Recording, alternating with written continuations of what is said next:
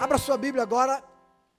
Eu quero convidar-te a abrir em Efésios, capítulo 2. E nós vamos ler a partir do verso 11. Não é? Graças a Deus, ainda que o nosso irmão Roberto nem imaginava que eu ia pregar dos versos 11 ao 22, Deus o usou para ler a primeira parte do capítulo, que é realmente aí o pano de fundo dos versos 11 ao 22. Então, agradeço ao irmão Roberto e agradeço a Deus por tê-lo usado nesta noite para introduzir a nossa mensagem e a leitura. Efésios 2, do 11 ao 22. Quero pedir que você acompanhe esta leitura atentamente, mas quando chegar no verso 17 e 18, eu quero pedir que você abra bem os teus olhos, não é? E aí você leia mais profundamente aqueles dois versículos, porque eles são a base da nossa mensagem. Diz assim a palavra de Deus: portanto, lembrai-vos de que vós, noutro tempo, éreis gentios na carne, e chamados em circuncisão, pelos que na carne se chamam circuncisão, feita pela mão dos homens, que naquele tempo estáveis sem Cristo, separados da comunidade de Israel, estranhos aos concertos da promessa, não tendo esperança e sem Deus no mundo. Mas agora, em Cristo Jesus, vós que estáveis longe, já pelo sangue de Cristo chegastes perto, porque Ele é a nossa paz, do qual de ambos os povos fez um, e derribando a parede de separação que estava no meio, na sua carne desfez a inimizade, isto é, a lei dos mandamentos, que consistia em ordenanças, para criar em si mesmo dos dois um novo homem, fazendo a paz. E pela cruz reconciliar ambos com Deus em um corpo, matando com ela as inimizades. E vindo, ele proclamou a paz a vós que estáveis longe e aos que estáveis perto, porque por ele ambos temos acesso ao Pai em um Espírito. Assim já não sois estrangeiros, nem forasteiros, mas concidadãos dos santos e da família de Deus, edificados sobre o fundamento dos apóstolos e dos profetas, de que Jesus Cristo é a pedra da esquina, na qual todo edifício bem ajustado cresce para templo santo no Senhor, no qual também vós juntamente sois edificados para a morada de Deus em espírito. Deus seja louvado pela leitura da sua palavra. O proclamador da nova vida de liberdade e paz. Este é o tema da nossa mensagem de hoje à noite. Meus irmãos, esta semana, na quinta-feira, foi comemorada a proclamação da República. O que significa isso? Por que você ficou de folga? Houve comemoração? O que se comemorou? Sabe, muita gente nem sabe por que se comemora a proclamação da República. Alguns nem sabiam por que era feriado. Não é? Estão desligados. Meus queridos irmãos, o Brasil foi descoberto, não é? E tornou-se colônia de Portugal. Em 7 de setembro de 1822, com Dom Pedro I, se tornou independente de Portugal, mas não independente de um rei. E de 1822 a 1889, houve no Brasil o primeiro e segundo reinados, ou seja, do Dom Pedro I e depois Dom Pedro II. No dia 15 de novembro de 1889, de madrugada, o rei recebeu das mãos do Marechal Deodoro da Fonseca uma carta, que era a carta da proclamação da República, que era a carta que dizia que ele e a sua família tinham que deixar o Brasil em 2 dias, que eles tinham que se mandar, que eles tinham que ir embora, porque o Brasil estava deixando de ser uma monarquia e se tornando uma república. Isso aconteceu por alguns motivos. a Inglaterra estava pressionando o Brasil para que houvesse realmente uma liberdade da escravidão, dos escravos. Mesmo depois que a princesa Isabel proclamou essa libertação, a coisa não aconteceu assim, exatamente como devia. E a Inglaterra pressionava, e o Dom Pedro, ele estava resistindo um pouco a isso. Também o tipo de governo que ele estava realizando não estava agradando mais a população. Ainda os grandes cafeicultores na política do café com leite de Minas Gerais com o estado de São Paulo estavam se achando não bem quistos, não bem cuidados, e eles também já não apoiavam mais o governo. Nasceu em São Paulo o Partido Republicano. Foi um outro fator. Não bastasse isso, mas os nossos soldados que foram guerrear contra o Paraguai e venceram a guerra, voltaram animados, fervorosos, mas eles não tiveram o reconhecimento que mereciam por parte do rei. Também eles queriam participar do governo e o rei resistia. Não só isso, mas a abolição da escravatura gerou uma nova classe no país, não é? Que estava desempregada e agora precisava de emprego e a política do governo não atendia. Não só isso, mas Dom Pedro criou um problema danado quando ele mandou prender alguns padres aí, e a Igreja Católica se revoltou e também deixou de apoiá-lo. Então, por esses pequenos motivos, o exército, armado, em condições de tomar as forças do país, na pessoa de Marechal Deodoro, vai até o centro do Rio de Janeiro, de madrugada, bate palma lá, não é? O rei dormindo, acorda. Não foi bem assim, viu? Mas eu estou aqui criando um quadro, né? E aí diz assim: olha, rei, foi bom te conhecer, foi muito bom te servir até o momento, mas acabou. Você tem 2 dias para deixar o país, chega de reinado no Brasil, o Brasil agora se torna uma república. Marechal Deodoro da Fonseca, então, realizou esse feito, não é? E é por isso que no dia 15 de novembro nós comemoramos, não é? O feriado, nós nos alegramos, nós fazemos um churrasco. Acho que não, né? A maioria de nós nem sabia que era por esses motivos que tinha acontecido a proclamação da República. Mas que legado essa proclamação trouxe? Irmãos, preste atenção, o Brasil ficou livre de um rei. Segundo, o Brasil ganhou uma Constituição Federal. E é por causa dela que você é livre hoje. Terceiro, o Brasil ganhou essa bandeira aqui, ó. É a partir daí que essa bandeira passou a existir. Sabia disso? Também o Brasil ganhou a liberdade que futuramente seria conhecido como democracia, onde o povo poderia participar do governo, onde as pessoas teriam voz, onde as pessoas poderiam dar a sua opinião, onde as pessoas poderiam votar. Então a proclamação da República, sem dúvida para nós, os brasileiros, é um marco de ouro na nossa história. E o estribilho do hino, que eu imagino que você deva saber de cor, da proclamação da República, não sabe? O estribilho, pelo menos. Liberdade, liberdade. Como é que diz? Abre as asas sobre nós, das lutas, na tempestade, não é? Que ouçamos sua voz. Olha que coisa linda. Você devia ter cantado dia 15, de madrugada, reunida a família. Bem, se nós somos República Livre hoje, deve-se a este dia. Se você vota hoje, deve-se a esse dia. Se você tem uma bandeira hoje, deve-se a esse dia. Se você pode ir e vir hoje, deve-se a esse dia. Se somos um país que tem paz, deve-se a este dia, o dia da proclamação da República. Eu não sou candidato. Mas você tinha que saber disso. Meus irmãos, todavia a proclamação mais importante para a minha vida não é da proclamação da República. Ela é uma bênção que Deus deu ao nosso país. Mas a proclamação para mim mais importante é a que está aí no verso 17. Olha o que diz.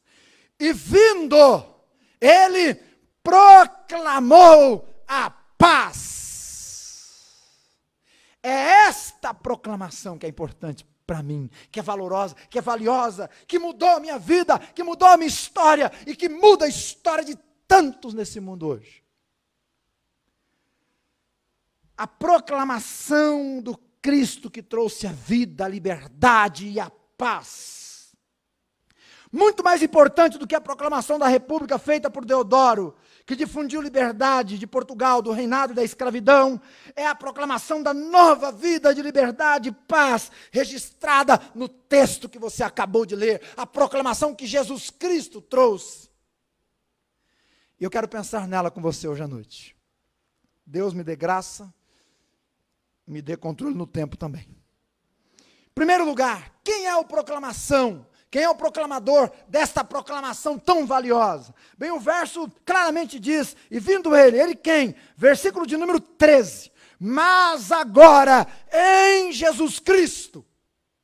Jesus Cristo é o proclamador da paz.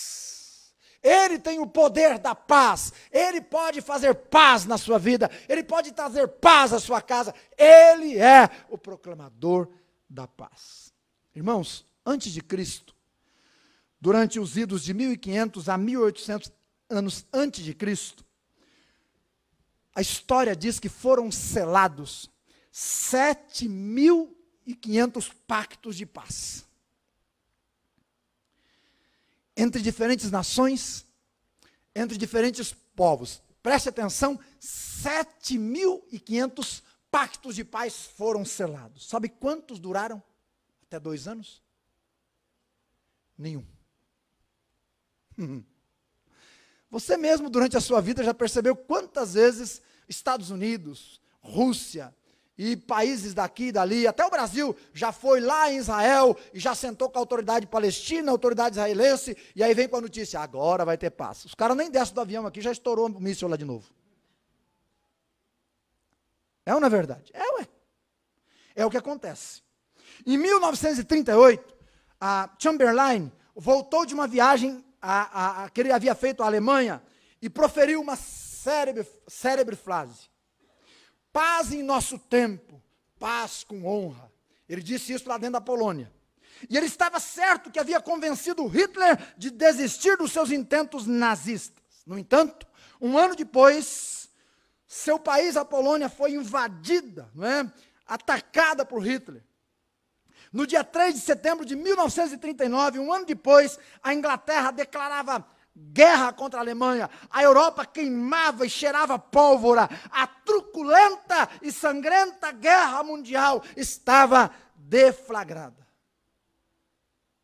Mas o homem voltou para casa achando que ia ter paz.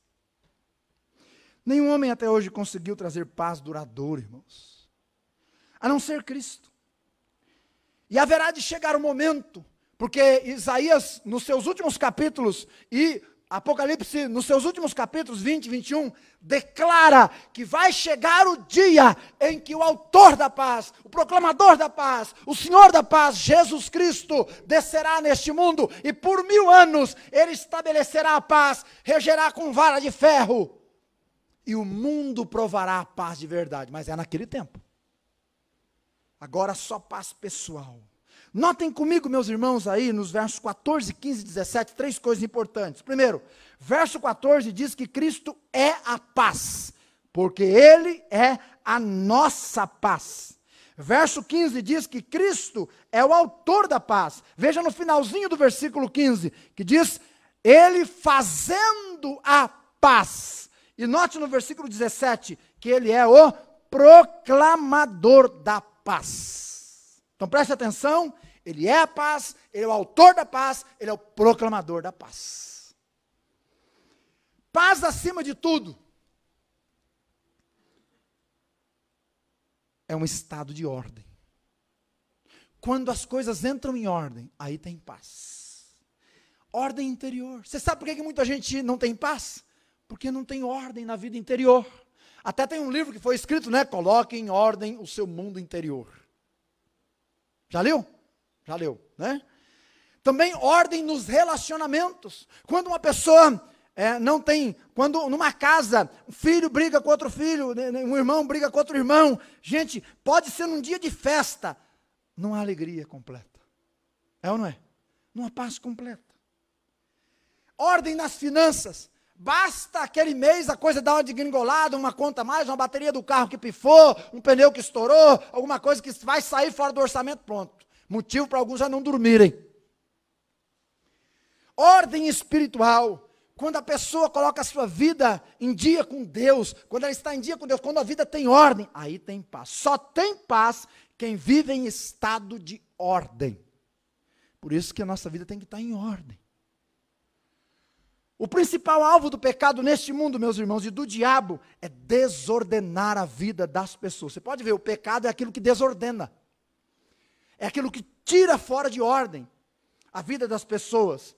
Quando eles conseguem isso, o caos se instala. Então famílias são destruídas com a traição, relacionamentos são quebrados com a desconfiança e a fofoca, amarguras brotam com palavras atravessadas, pessoas começam a ser acometidas de todo tipo de síndromes psicossomáticas por causa do medo, da ansiedade. Guerras acontecem por causa do egoísmo, avareza e soberba.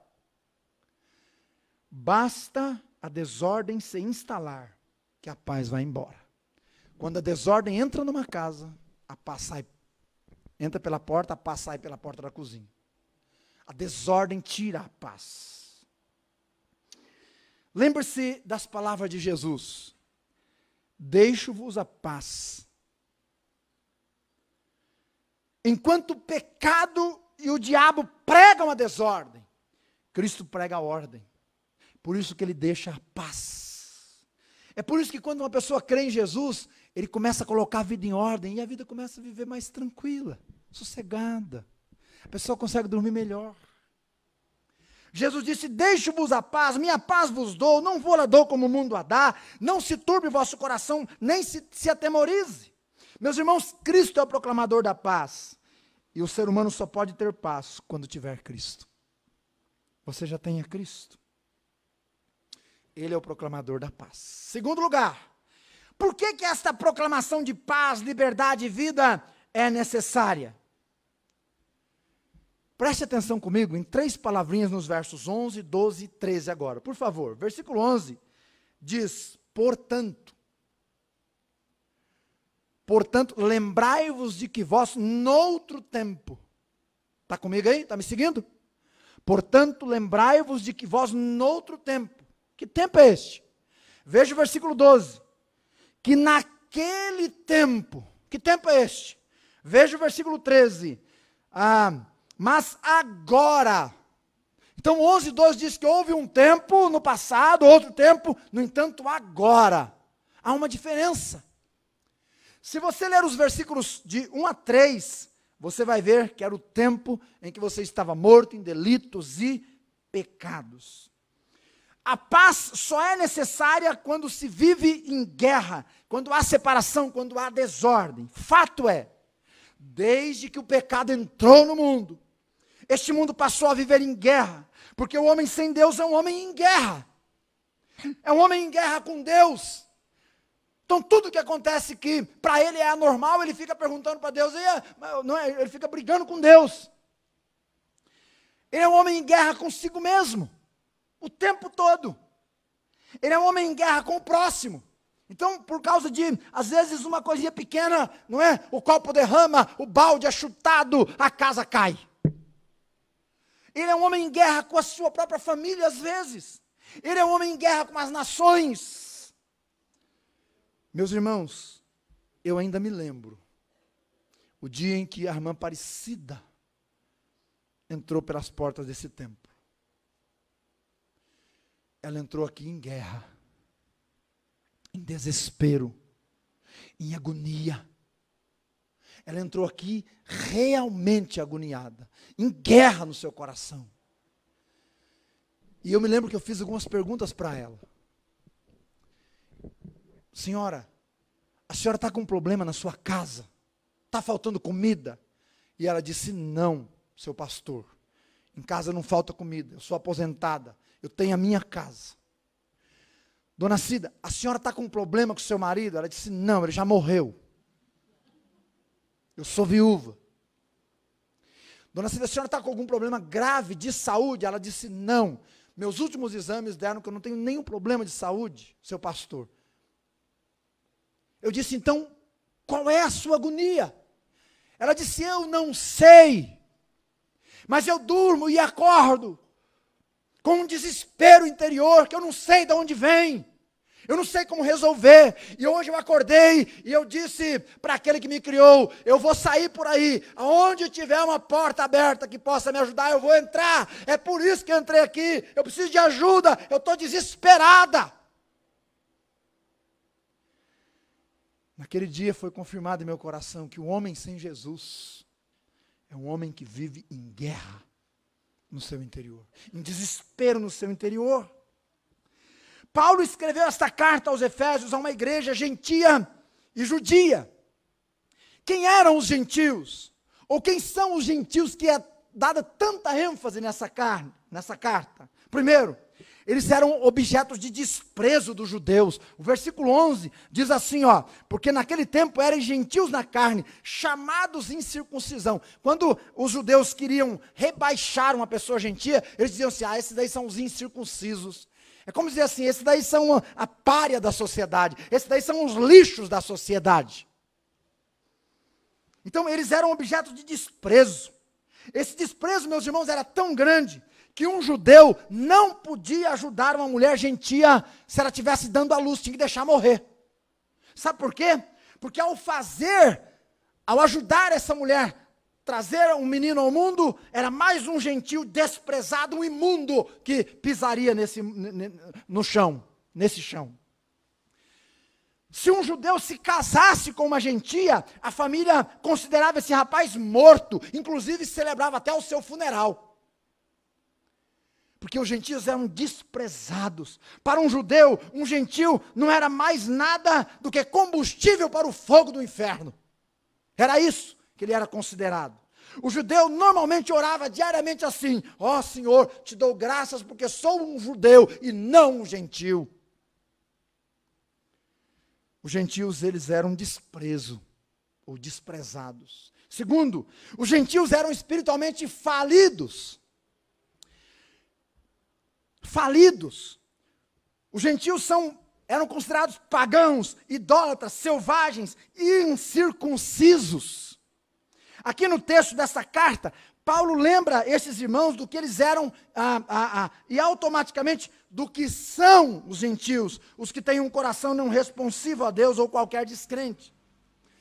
Os versos de 1 a 3 descrevem isso e dizem: ele vos deu vida estando vós mortos em ofensas e pecados, que no outro tempo, olha só como é que ele descreve: andastes segundo o curso deste mundo, segundo o príncipe da potestade do ar, do espírito que agora opera nos filhos da desobediência, entre os quais todos vós andastes no desejo da carne, fazendo a vontade da carne dos pensamentos, e éramos por natureza filhos da ira.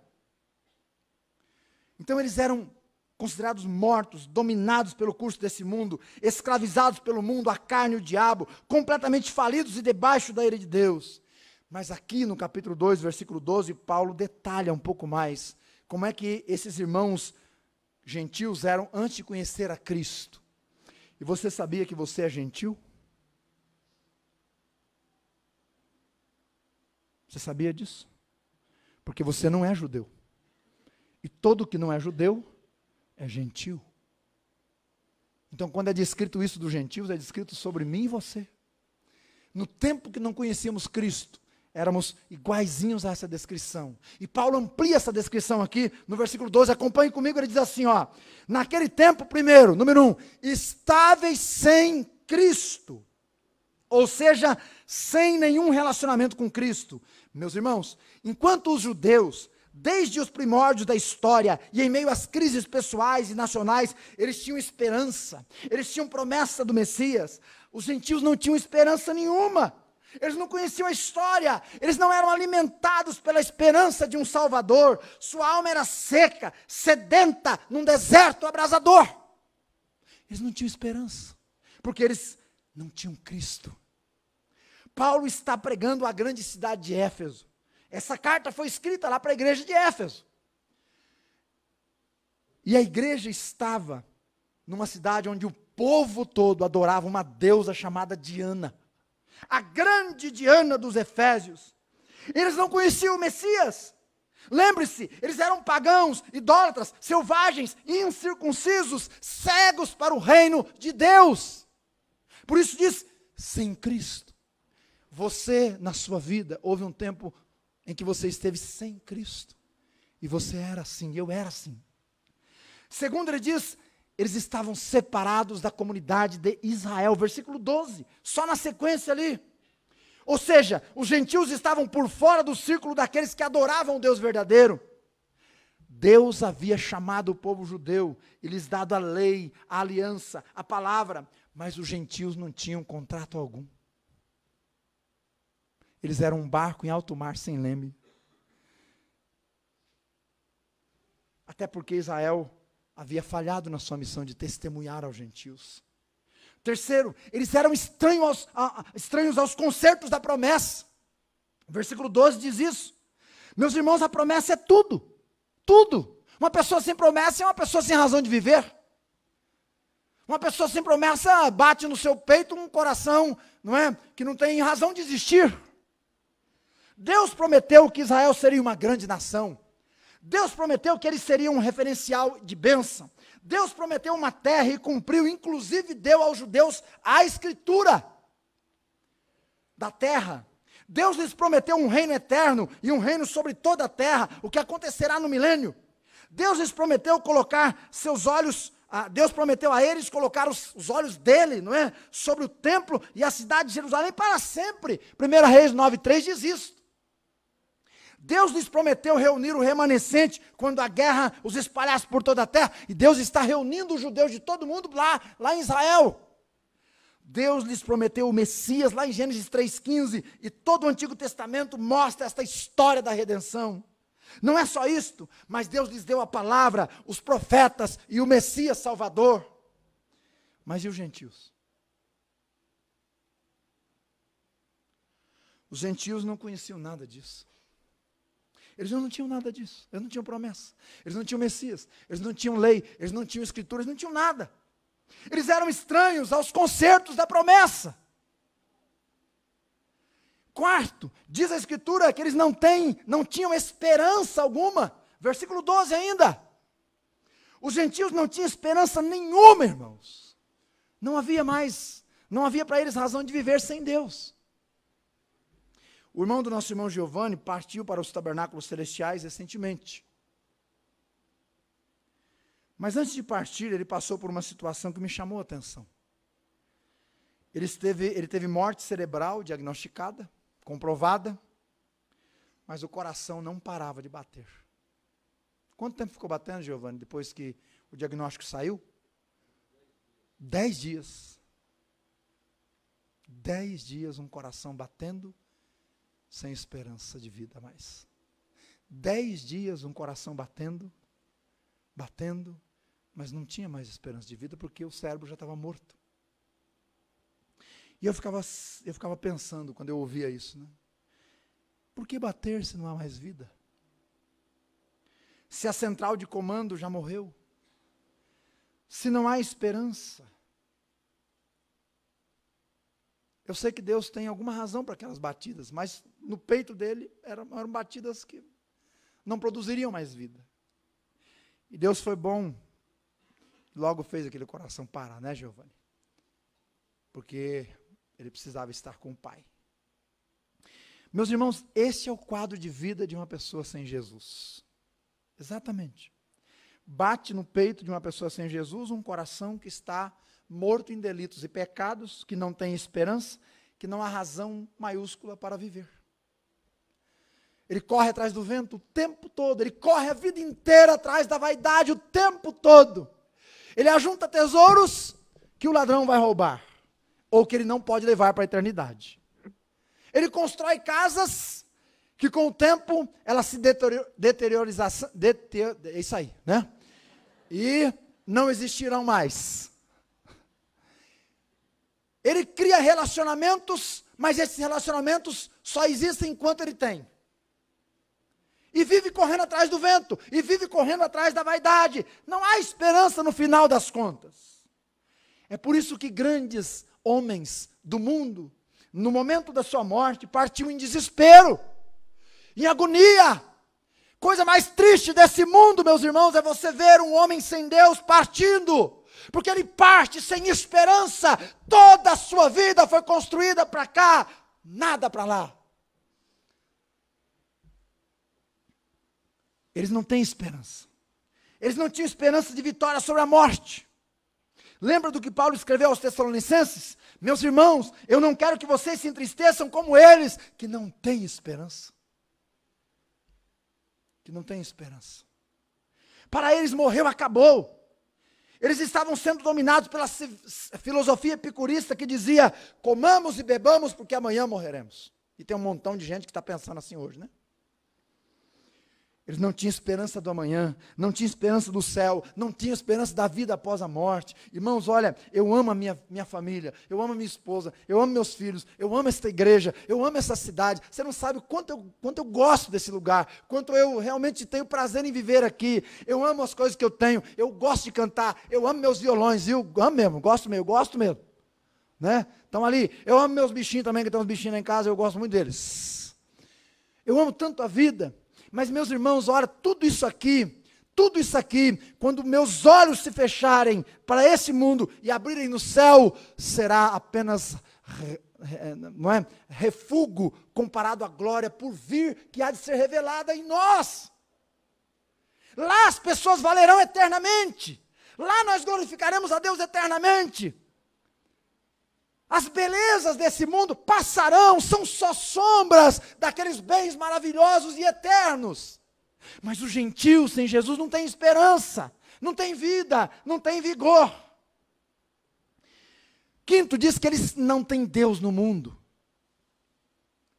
Note, eles não são sem deuses, é diferente.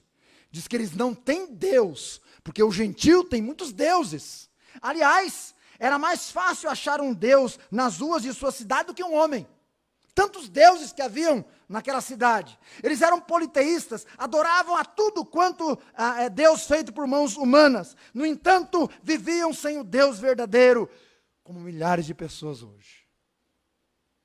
E essas pessoas vivem vazias, tristes, sem segurança de vida eterna, sem consolador, sem a alegria do Espírito Santo, entregues, envolvidas em seus próprios pecados. Quando acontece um problema, elas não têm para quem correr. Elas não sabem perdoar, porque elas não têm perdão. E sexto, diz que eles estavam longe do reino celestial. Versículo 13. Versículo 13 diz claramente, não é?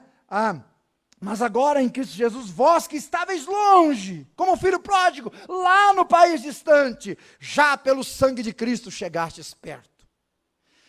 Há três figuras que me vêm à mente aqui. A rainha de Sabá, que vivia longe, mas ouviu do Deus verdadeiro através da vida de Salomão, e deixa a sua terra distante, seu país distante, e vem até Salomão para conhecer a glória do Deus vivo. O filho pródigo, que lá no país distante desperdiçou tudo, mas caiu em si e lembrou que na casa do pai havia abundância. O eunuco de Cândace, que por relâmpagos, palavras que ouvira falar de que em Israel havia um Deus poderoso, ele sai da sua terra, atravessa um deserto abrasador, enfrentou noites gélidas, perigos de ladrões, para conhecer o Deus vivo. Porque essas pessoas fizeram isto, porque estavam longe do reino celestial, mas seu coração ansiava por Deus. Estavam longe como longe estão aqueles que ainda não creram em Jesus Cristo como seu Salvador. Meu amigo, o abismo que separa o pecador de Deus é um abismo de pecado eterno. E somente um Deus eterno pode construir uma ponte de poder eterno para trazer você para perto do Altíssimo. Esse Deus tem nome, e o nome dele é Jesus Cristo. Por isso ele é o proclamador da paz. Por isso a Escritura diz, e vindo, proclamou a paz. Terceiro lugar, o que é que envolveu esta proclamação? Versos de 13 a 17, por gentileza. Só vá acompanhando ali que eu vou citando. Há uma frase que eu gostaria de refutar neste momento. A frase é a seguinte: a salvação é de graça. E eu te pergunto, quem é que disse isso na Bíblia? A verdade é, A salvação é pela graça. Porque ela custou o maior preço que se podia pagar pelo próprio Deus. Ela é pela graça. Ela custou a vida do Filho de Deus. A proclamação da paz, meus irmãos, envolveu muitas coisas. Primeiro, envolveu o Filho de Deus e o seu sangue. Verso 13 diz: agora em Cristo Jesus, vós que antes estáveis longe, pelo sangue de Cristo. Meus irmãos, é preço de sangue. A paz que você goza, a liberdade que você tem, a segurança que você tem, o consolador que você tem, foi preço de sangue. Segundo, envolveu a derrubada do muro que separava judeus e gentios. O muro que separava judeus e gentios, desde que Cristo veio, todos foram feitos iguais perante o Pai. Verso 14, porque Ele é a nossa paz, o qual de ambos os povos, judeus e gentios, fez um, derribando o muro da separação. Terceiro, envolveu sofrimento sem igual pelo Filho. Verso 15 diz: na sua carne, pela sua carne. Meus irmãos, quando eu fico pensando no sofrimento de Jesus, e aí eu me lembro daquilo que está escrito em Hebreus, que diz: você não sofreu até o sangue ainda, por Cristo. Realmente isso me constrange um pouco. Porque nosso Senhor, meus irmãos, no limiar da via dolorosa, prostrou-se com o seu rosto em terra, em agonia. Suas gotas tornaram-se como grandes gotas de sangue, diante do suplício que ele enfrentaria na via dolorosa. E ali ele elevou clamores agonizantes ao Pai, dizendo: Pai, se possível, passa de mim esse cálice, mas não faça minha vontade. Diz as Escrituras que ele foi esbordoado, cuspido e ultrajado pelo sinédrio romano. Diz a Escritura que ele foi ferido em sua fronte pela dolorosa e sangrenta coroa de espinhos. Diz as Escrituras que ele foi surrado como um criminoso, maldito e malfeitor. Diz as Escrituras que ele carregou sobre suas costas o lenho maldito, diante do fervor de uma multidão ensandecida, uma multidão com fome de sangue. Diz a Escritura que ele foi rejeitado, dele não se fez caso, ele foi ferido e maltratado até a morte, morte de cruz. Diz a Escritura que ele foi pregado numa cruz maldita e deixado lá até a morte, sem culpa alguma. Sangue inocente, ele conquistou a paz pela sua carne. Quarto, envolveu morte. Sua morte. A morte do poder da morte. A morte das obras de Satanás. A morte da inimizade. Quinto, envolveu tornar-se o único caminho de acesso ao Pai, diz o versículo 18, porque por ele ambos temos acesso ao Pai em um Espírito. Um novo rumo foi dado pela proclamação de Cristo, assim como na proclamação da República, mudou-se o governo, fundou-se a Constituição, estabeleceu-se uma nova bandeira, o povo passou a ter acesso aos governantes, com a proclamação de Cristo, caiu o império da morte, fundou-se a nova aliança, estabeleceu-se a bandeira do Evangelho, e o povo de qualquer lugar do mundo pode ter acesso a Deus hoje. Bendito seja o nome do Senhor. Bendita a palavra que diz: Deus estava em Cristo reconciliando consigo o mundo. A vinda de Cristo envolveu tanta dor a Ele. Mas agora aquele que a Ele vem é envolvido com tanta liberdade, tanta paz, tanta segurança, tanto amor. Em último lugar, quais legados esta proclamação conquistou? Versículo de 17 a 22, vai acompanhando. Assim como a proclamação da República nos legou maravilhosos benefícios, como liberdade, participação, uma nova Constituição, uma bandeira nova, a proclamação de Cristo também nos promove essa bênção. Primeiro, acesso ao Pai, verso 18. Por ele temos acesso ao Pai. No Antigo Testamento, irmãos, só o sumo sacerdote, uma vez ao ano, podia entrar no Santo dos Santos, não sem estar amarrado, não sem sinos na cintura, não antes sem passar pela purificação, porque se ele entrasse naquele lugar com um pecado, era fulminado, e tinham que arrastá-lo morto lá de dentro. Tal era a gloriosa presença do Senhor. Pensa você que o Senhor não está no meio de nós? Claro que está. Portanto, hoje nós temos uma bênção maravilhosa. Desde que Cristo veio, não há mais necessidade de um sumo sacerdote humano. Nós podemos realmente, meus irmãos, nos achegar a Deus. Antes a presença de Deus era para alguns, era perigosa, era assustadora. Quando Deus desceu no cume do Monte Sinai, o povo disse a Moisés: suba você, nós não subiremos, essa visão é terrível. Mas agora você pode se chegar diante de Deus, você pode se dobrar de qualquer lugar, em qualquer situação, e Deus vai te ouvir. O verso 14 diz: mas agora temos acesso ao Pai, cada um de nós. Meus irmãos, Ele nos fez seu povo, Ele nos preparou, Ele nos condicionou, Ele nos deu o privilégio, por intermédio de seu Filho, de nos achegarmos a Ele. A vinda de Cristo nos legou essa liberdade. Que bênção. Segundo, deixamos de ser estrangeiros e forasteiros e nos tornamos povo dele. Verso 19. Já não sois estrangeiros, nem forasteiros, mas cidadãos dos santos e da família de Deus, concidadãos. Todos os gentios, quando iam a Jerusalém, logo enxergavam placas dizendo: proibida a entrada de gentios no templo. Coitado do eunuco de Cândace.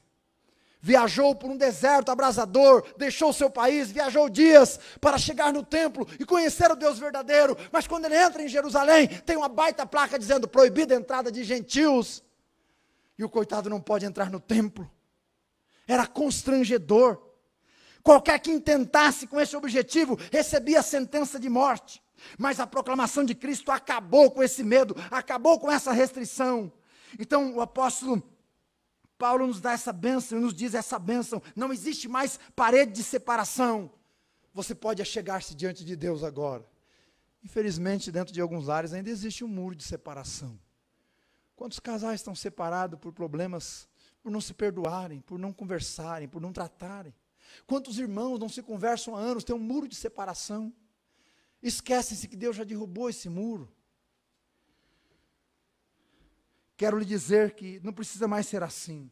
Cristo derrubou essa parede e construiu uma ponte no seu lugar. Hoje é possível perdoar, reconciliar, renascer, reviver, recomeçar. É possível em Jesus Cristo. Terceiro, nós nos tornamos família de Deus. Irmão, isso aqui devia ser escrito com ouro na nossa casa. Somos família de Deus. Devia ser escrito com ouro, para você nunca esquecer, para você nunca deixar se abater pelos problemas dessa vida. Você é família de Deus. Deus nos fez sua família. Versículo 19, ele claramente diz: e da família de Deus agora. Meus queridos irmãos, numa família verdadeira todos são iguais. Eu não sou maior nem melhor que você. Deus só vai me cobrar mais porque Ele me chamou para o ministério. Eu só vou ter que dar mais contas, só isso. Numa família verdadeira todos são amados. Eu não sou mais amado que você, nem você mais do que eu. Deus nos ama igualzinho. Numa família verdadeira todos os participantes, todos participam dos deveres e dos benefícios. Deus nos fez família. Interessante que no verso 15 tem uma palavrinha que é a palavrinha novo. Diz lá, dos dois fez um novo homem. Essa palavrinha é kainós. E ela quer dizer novo não apenas no tempo, mas novo no sentido de que anteriormente não havia nada igual. É novo mesmo, é uma nova criação, ela não existia antes, e esse novo se refere à igreja de Deus, a nova família de Deus chamada igreja. Nesta igreja há judeus, há gentios, pecadores, salvos, lavados pelo sangue de Jesus. Quarto, ganhamos as mãos do construtor que trabalha em nós todos os dias. Sua vida vai mudar o dia que você entender. Preste atenção no que eu vou te dizer. Sua vida vai mudar o dia que você entender que todos os dias a mão do carpinteiro trabalha a sua vida. Todos os dias. Porque Ele está preparando você, noiva de Cristo, para ser agradável a Ele. Todos os dias a mão do carpinteiro trabalha a sua vida.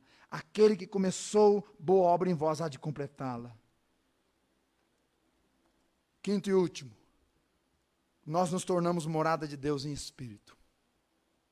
Verso 22, no qual também vós juntamente sois edificados para a morada de Deus em espírito. Meus irmãos, no livro de Gênesis, Deus andou com o seu povo, capítulo 5. No livro do Êxodo, Deus morou com o seu povo, capítulo 25.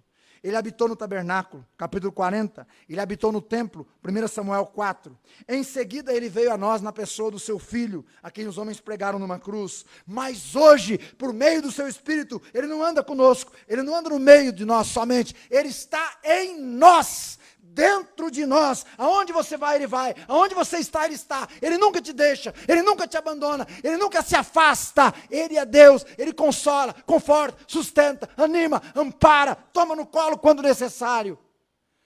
Mas será que nós temos consciência disso? Quando o Marechal Deodoro da Fonseca, na madrugada do dia 15 de novembro, entregou o documento da proclamação da República a Dom Pedro, ele, com toda a sua realeza, teve 2 dias para ir embora. E no dia 17, a família real partiu para nunca mais voltar. Quando Cristo proclamou as boas novas de paz, liberdade, quando Ele proclama isso na vida de alguém, quando Ele proclama essa paz a todo que nele crê, esta pessoa é livre. Essa pessoa é liberta, essa pessoa é salva, essa pessoa é transformada. O diabo tem que bater em retirada. O pecado perde o trono, ele não tem mais domínio. A carne é vencida, ela não tem mais a última palavra. Podemos lembrar neste momento do estribilho do hino da proclamação da República e aplicá-lo à vida espiritual. Liberdade, liberdade, abre as asas sobre nós, das lutas e na tempestade, queremos ouvir a tua voz. Queridos, que o povo do Brasil nem sequer se lembre do significado do dia. Não conheço o hino, nem mesmo o estribilho, eu até entendo, ainda que não aceito. Mas que o crente se esqueça da proclamação da liberdade e paz que Cristo fez sobre ele, é inadmissível. É inadmissível. Vamos nos lembrar, irmãos. Nosso proclamador trouxe a paz, a liberdade, a vida, a salvação, a segurança. Vamos nos animar, irmãos. Vamos viver esta paz, esta liberdade que Cristo nos conquistou. E vamos, como o Marechal Deodoro, anunciar aos corações de madrugadas escuras que o Senhor Jesus é Rei, que o Senhor Jesus trouxe vida, que o Senhor Jesus transforma, que o Senhor Jesus perdoa, até que todos saibam desta maravilhosa notícia e venham ao descanso de suas almas e a uma vida livre em Cristo Jesus. Que Deus nos ajude a hoje, tendo o bastão da proclamação do Evangelho, proclamarmos não a república, mas a paz libertadora que Jesus Cristo dá. E que esse Jesus proclame em seu coração essa bênção hoje à noite. Quero convidar você a curvar a sua fronte em oração.